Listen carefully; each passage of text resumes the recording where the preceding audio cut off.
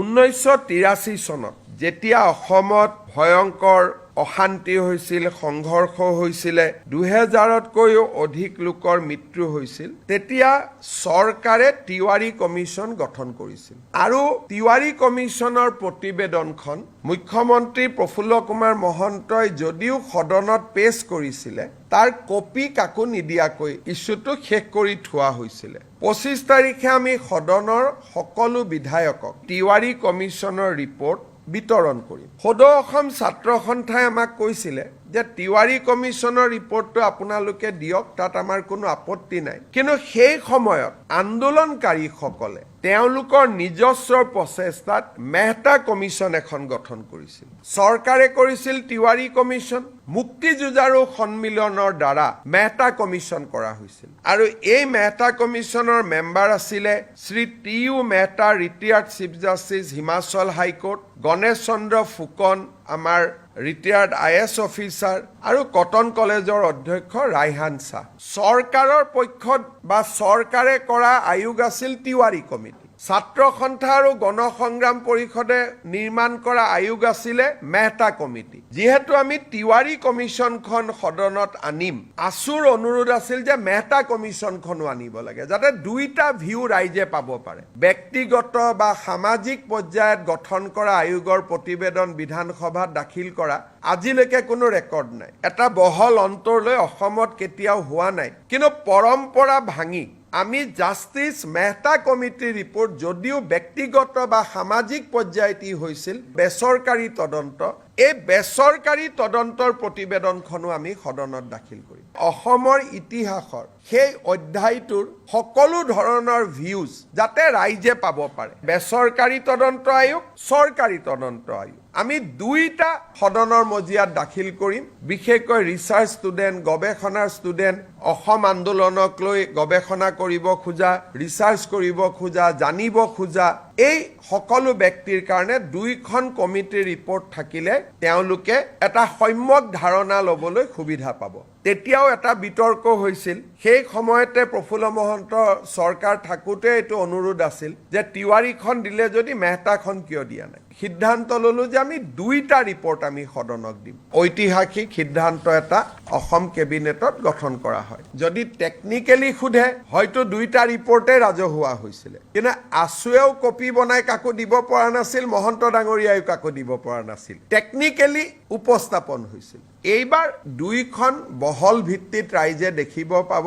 মেহতা কমিছনটো এছেম্বলিত দিয়াৰ কথাই নাই, এখন বেচৰকাৰী আছিলে। তিৱাৰী কমিটি ৰিপৰ্ট দিছিলে, কিন্তু এটা কপি অকল স্পীকাৰৰ হাতত আছিলে আৰু মেম্বাৰে পোৱা নাছিলে। এইবাৰ সকলোৱে পাব আৰু আপোনালোককো আমি কপি দি দিম। মই ৰিপৰ্টটো যিহেতু পঢ়িছোঁ, তিৱাৰী কমিছনৰ ৰিপৰ্টটো যদিও সেই সময়ত কংগ্ৰেছৰ চৰকাৰৰ দিনত, হিতেশ্বৰ শইকীয়া চৰকাৰৰ দিনতে তাৰ প্ৰতিবেদন আহিছিল, ৰিপৰ্টটো সম্যকভাৱে এটা নিৰপেক্ষ ৰিপৰ্ট আৰু যথেষ্ট কষ্ট তাত কৰা হৈছিলে। অসমৰ এটা ডাঙৰ ইতিহাস এটা লুকাই নোহোৱা হৈ যাব যদি আমি তিৱাৰী কমিছনৰ ৰিপৰ্টটো দেখা নাপাওঁ। আৰু কংগ্ৰেছে ভাবিছে তাত কিবা প্ৰভোকেটিভ কথা আছে, তাত বিজেপিৰ ৰাজনৈতিক লাভ হ'ব। তাত বিজেপিৰ ৰাজনৈতিক লাভ হ'ব পৰা এটা শব্দও নাই। খালি অসমৰ বুৰঞ্জীৰ ডাঙৰ ইতিহাস এটা নোহোৱা হৈ যাব যদি তিৱাৰী কমিছনৰ ৰিপৰ্টটো ৰাইজৰ সন্মুখত নাথাকে। গতিকে ই এটা একাডেমিক এক্সাৰচাইজ। কংগ্ৰেছে ভাবিছে তাত কিবা তেওঁলোকৰ বিৰুদ্ধে কথা আছে, কাৰণ কংগ্ৰেছৰ বৰ্তমান নেতৃত্বটো খুব তুলুঙা আৰু তেওঁলোকৰ মই ক'ব গ'লে মেচিউৰিটিৰ অভাৱ। কাৰণ এখন তেওঁলোকৰ চৰকাৰে গঠন কৰা তদন্ত আয়োগ, প্ৰধানমন্ত্ৰী ইন্দিৰা গান্ধীয়ে গঠন কৰা তদন্ত আয়োগ, ইন্দিৰা গান্ধীয়ে গঠন কৰা তদন্ত আয়োগৰ প্ৰতিবেদন এখন প্ৰকাশ কৰিব নালাগে বুলি কংগ্ৰেছে কেনেকৈ ক'ব পাৰে? আৰু বিৰোধী দলপতি দেৱব্ৰত শইকীয়াৰ দেউতাকে এই কমিটিখন পৰিচালনা কৰিছিল তেওঁৰ মুখ্যমন্ত্ৰীৰ দিনত। তাৰমানে এই কংগ্ৰেছ পাৰ্টিটোৰ মেচিউৰিটি নাই।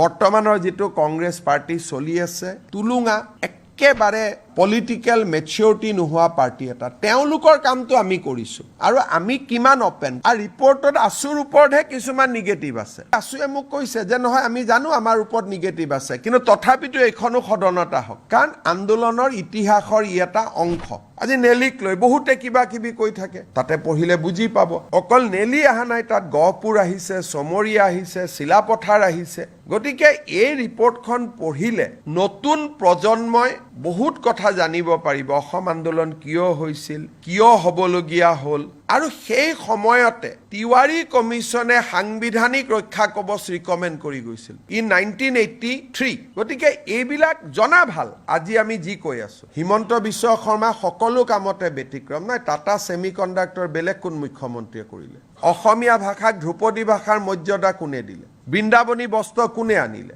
লাচিত বৰফুকনৰ জন্ম জয়ন্তী কোনে পালন কৰিলে চুকাফাৰ নামত বিশ্ববিদ্যালয় কোনে কৰিলে টি গাৰ্ডেনৰ শ্ৰমিকক মাটিৰ অধিকাৰ কোনে দিলে গতিকে আমাৰ চৰকাৰখনটো ব্যতিক্ৰমী সপ্তাহত কেবিনেট পাতি এনেকে আপোনালোকক কোনোবা মুখ্যমন্ত্ৰী এড্ৰেছ কৰাৰ আগতে কোনোবাই কৰিছিল নি গতিকে আমাৰ চৰকাৰখনটো ব্যতিক্ৰম হয়ে সেইটোতো অসমৰ মানুহে স্বীকাৰ কৰে আশীৰ্বাদ কৰে গতিকে আগৰ মুখ্যমন্ত্ৰীয়ে নকৰিলে বুলি মই নকৰিম এটো কেনেকুৱা কোট কথা লিখা আছে আগৰ মুখ্যমন্ত্ৰীসকলৰ মনত ভয় আছিলে মোৰ মনত ভয় নাই কাৰণ ইতিহাস কেতিয়াও লুকাব নাপায় ইট ইজ এ ক্ৰাইম ইতিহাস লুকালে নতুন জেনেৰেশ্যনে অসমক জানিব নোৱাৰিব and it is a crime against humanity কোনোবাই যদি ইতিহাসক দাবাব খোজে আৰু বিধানসভাৰ লাইব্ৰেৰীত ইয়াৰ কপি এটা আছেও আজিও আছে এনেকুৱা নহয় যে কপিটো নাই প্ৰফুল্ল মহন্ত ডাঙৰীয়াই যিটো কপি সদনত দিলে স্পীকাৰে নি আলমাৰীত থৈ দিছে বিধানসভাৰ লাইব্ৰেৰীত আজিও আপোনালোকে চাব পাৰে গতিকে এইটো কোনো সিক্ৰেট ডকুমেণ্টটো নহয়